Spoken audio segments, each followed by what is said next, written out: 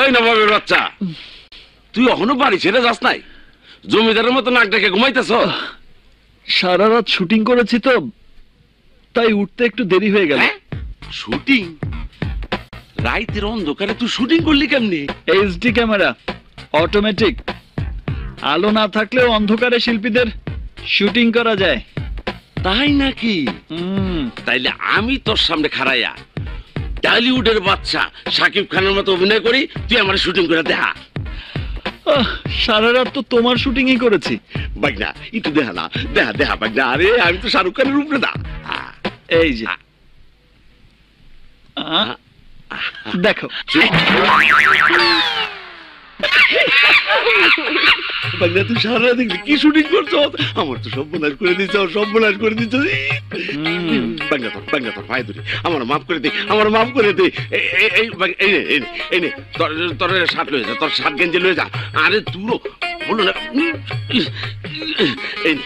এই নে গেঞ্জি, গেঞ্জি।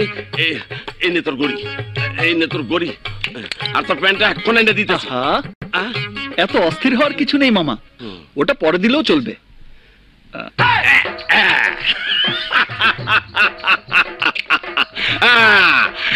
আমার লগে চালাকি, এইটারে ফাইনাল করতেছি। এটা ভেঙে কোনো লাভ নেই মামা, আরো আছে। এইটা আমি করিও না, দেইও রে। কি কয়?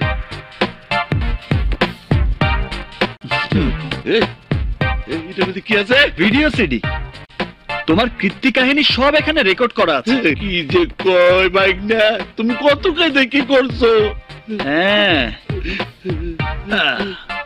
ক্যামেরা ভাঙলে কি হবে?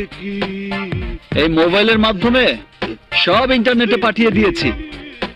যখন দরকার হবে তখন সবাইকে দেখিয়ে দেব। বাগনা আমার মাফ করে দাও। মামা, চুমকির সাথে তাহলে চুটিয়ে প্রেম করছো? চুমকির কথা কইস না বাগনা, আমি তোর পায়ে ধরি, তুই আমারে মাফ করে দে, মাফ করে দে।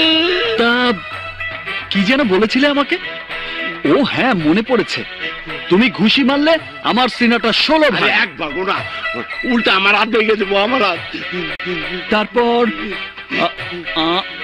আমার চোখ তুলে গুলি খেলা। আরে ভুল কইছি, ভুল কইছি, ভুল কইছি। আমার নাকে ঘুষি মারলে সটির দুধ। তুমি আমার মারো, তুমি আমার মারো, মাইরা আমার নাকের দুধ বাই করে পালাও। মারবো তো বটেই।